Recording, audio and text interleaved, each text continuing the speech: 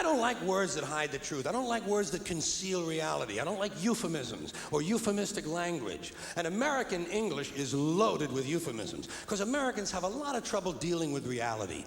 Americans have trouble facing the truth, so they invent a kind of a soft language to protect themselves from it. And it gets worse with every generation. For some reason, it just keeps getting worse. I'll give you an example of that.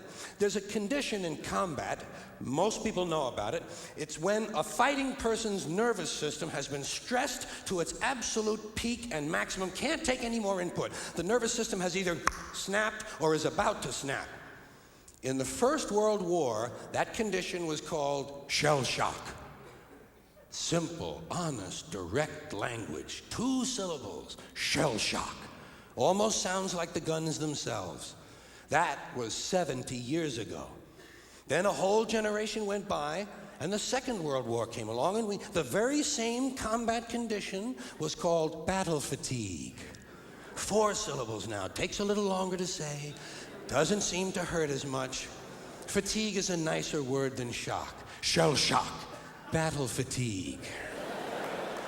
Then we had the war in Korea, 1950. Madison Avenue was riding high by that time, and the very same combat condition was called operational exhaustion. Hey, we're up to 8 syllables now. And the humanity has been squeezed completely out of the phrase. It's totally sterile now. Operational exhaustion. Sounds like something that might happen to your car.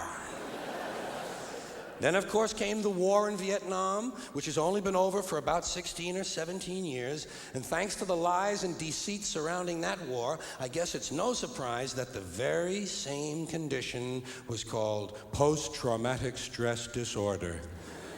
Still 8 syllables, but we've added a hyphen. And the pain is completely buried under jargon. Post-traumatic stress disorder. I'll bet you if we'd have still been calling it shell shock, some of those Vietnam veterans might have gotten the attention they needed at the time. I'll bet you that. I'll bet you that.